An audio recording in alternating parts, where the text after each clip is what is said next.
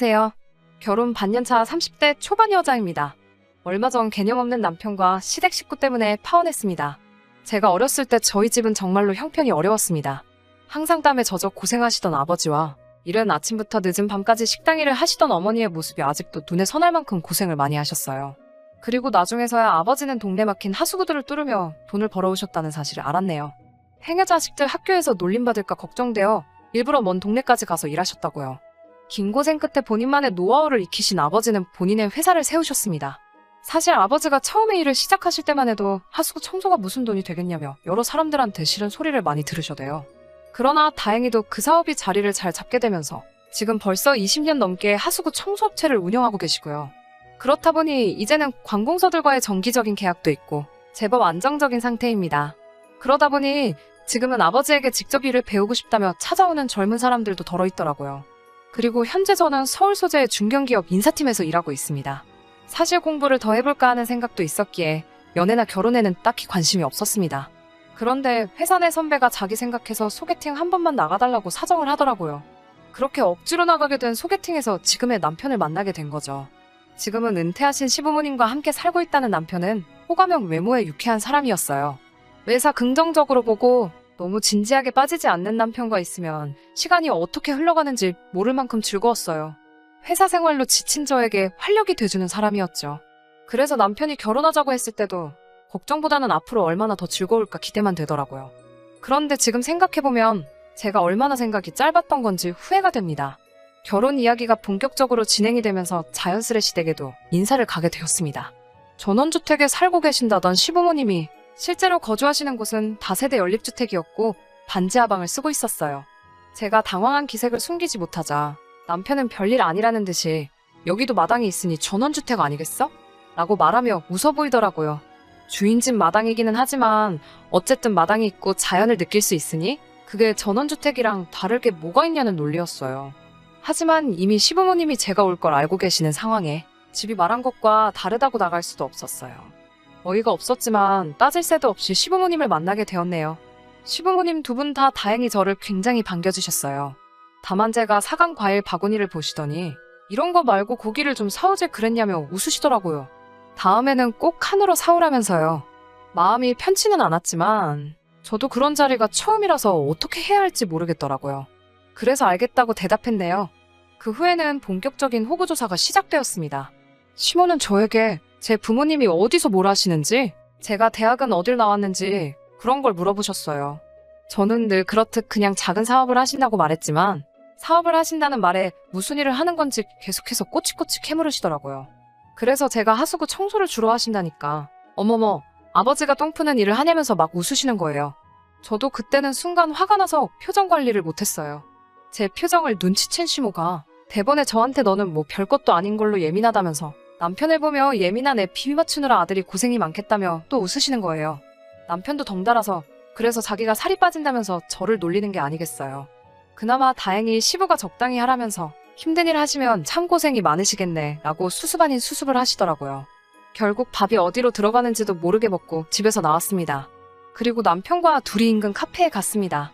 도통 짜증이 가시질 않아서 죽겠는데 남편은 그것도 모르고 저한테 오늘 어땠냐며 묻더라고요. 제가 일단 왜 전원주택이라고 했냐고 묻자 남편이 아까 말했잖아라며 얼버무리려고 하더라고요. 마당에 나무 있고 꽃 있고 자연이 있으니까 전원주택이랑 다를 게 뭐냐면서요. 제가 정말 그렇게 생각하냐고 묻자 자긴 정말 그런 뜻으로 말한 거지 속이려고 한 건 아니라면서 믿어달라고 하더라고요. 절로 한숨이 나오더라고요. 사실 저희 집도 어려운 시절에는 반지하에 살았기 때문에 반지하에 살고 있다는 사실 자체가 문제가 되는 건 아니었어요. 그래서 일단 알겠다고 했네요. 그리고 남편에게 나에 대해서 농담하는 건 괜찮지만 우리 부모님 직업을 비하하거나 하는 건 아무리 장난이더라도 하지 않았으면 좋겠다고 단호하게 말했습니다. 그러자 남편은 시모가 원래 성격이 진지하지 못하다면서 저더러 좀 이해하고 받아달라고 하더라고요. 하지만 제가 그때 좀 더 칼같이 선을 그었어야 했어요. 그 이후로 사실 결혼 준비를 하면서 조금씩 어긋나더라고요. 몇 번이고 이건 아닌데 하는 순간이 있기야 했지만 이미 직장에는 소개해준 선배 덕분에 제가 결혼한다고 소문이 파다한 상황이었고 저 또한 그런 소문을 무시할 만큼 성격이 강하지 못했기에 파혼은 생각지도 못했네요. 상견례에서 있었던 일입니다. 회사 근처에 있는 이름난 중식당을 예약했었어요. 약속 시간에서 15분이 지나 도착한 시부모님은 저희 부모님에게 늦어서 죄송하다는 말씀조차 안 하시더라고요. 기껏 하신다는 말씀이 식당이냐고 찾기도 어려운 데 있다면서 저더러 다음에는 1층에 찾기 쉬운 곳으로 고르라고 핀잔을 주시더라고요. 그리고 이윽고 음식이 나오기 시작했어요. 코스 요리에 짜장면은 없었는데 시모가 워낙 좋아한다고 해서 특별히 짜장면도 같이 나오게 해드렸거든요.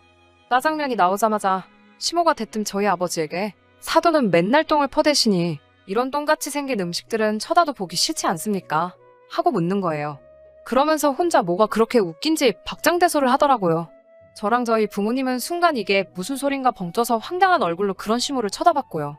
시부는 시모한테 또 저런다며 한 소리 하기는 했지만 말리지는 못했고 남편 역시 저희 아버지에게 원체 저희 어머니가 장난이 심하시다며 이해해달라고 가볍게 이야기하더라고요.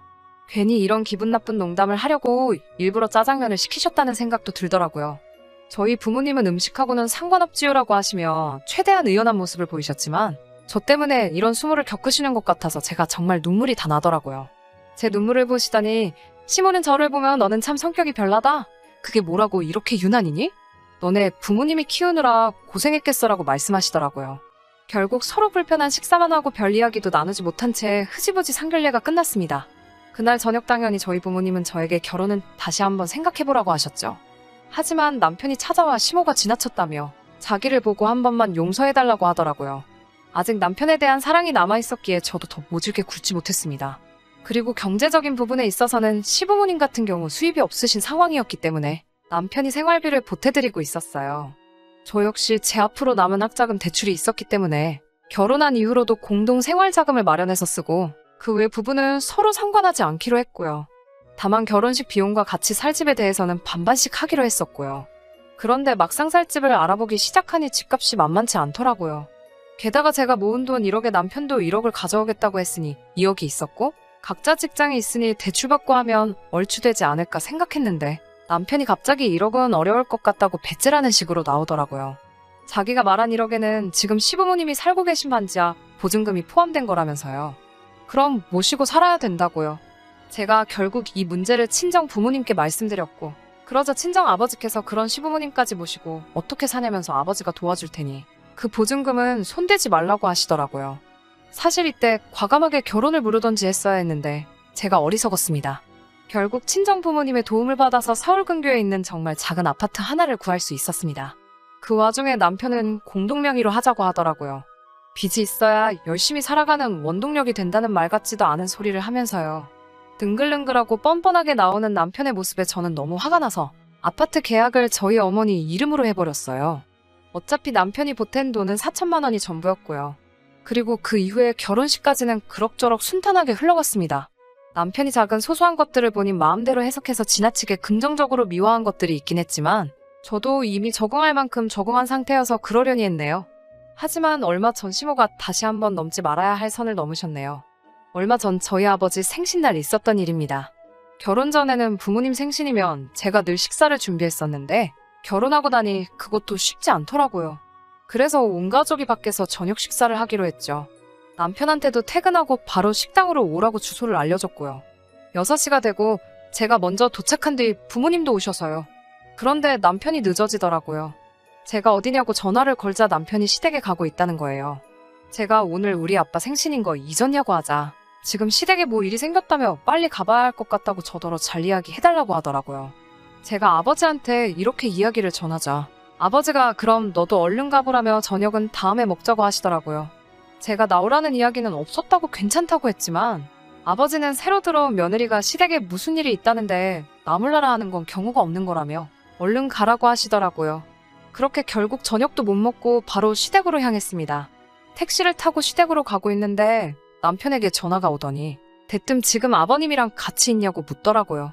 그래서 내가 아니 나 지금 어머님 댁으로 가고 있다고 하니까 저 말고 아버님이 오셔야 된다는 거예요. 그래서 우리 아빠는 왜요? 라고 물었죠. 그러자 남편이 한다는 소리가 지금 주인 집 내 하수구가 역류를 하고 난리가 나면서 시어머니 집에도 난리가 났다는 거예요. 그런데 어머님이 주인 집에다가 사돈이 똥 푸는 회사를 한다고 자기가 지금 부르겠다며 걱정 말라고 큰 소리를 치셨대요. 그 이야기를 듣는데 얼마나 화가 머리 끝까지 나던지요. 제가 택시 안에서 소리를 질렀습니다.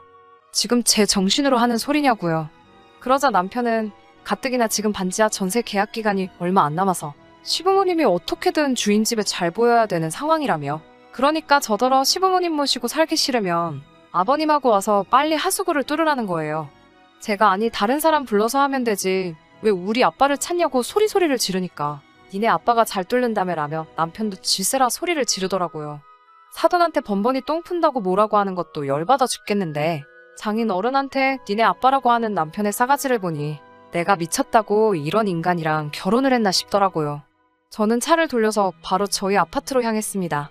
아파트에 도착해서 여행 가방을 꺼내 눈에 보이는 남편 짐이란 짐은 다 때려 넣었어요. 그리고는 다시 택시를 불러서 그 가방을 챙겨서 남편 시댁으로 향했습니다. 도착하니까 시어머니는 저한테 가족끼리 돕고 사는 거지. 똥 푸는 기술은 아껴서 남한테 쓰는 거냐며 비아냥거리더라고요. 남편도 장인어른을 다시 봤다는 개소리를 하더라고요. 저는 하수구 역류로 똥물이 가득한 시어머님 댁에다 남편 여행 가방을 내동댕이 쳐버렸어요. 그리고는 남편에게 이제 집에 들어오지 말라고 너 같은 자식이랑 안 산다고 소리를 질렀습니다.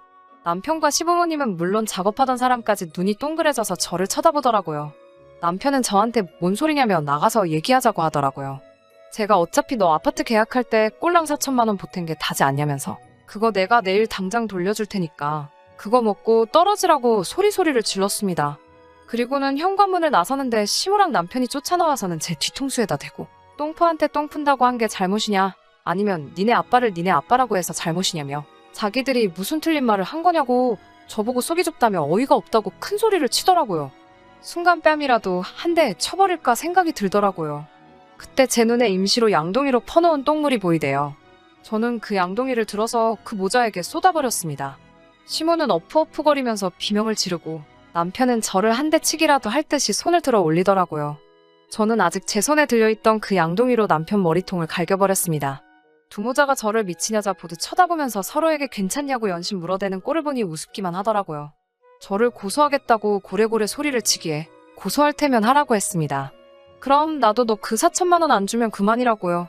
사실 4천만 원도 현금으로 받았기 때문에 솔직히 받은 적 없다고 배째라 하면 그만이니깐요.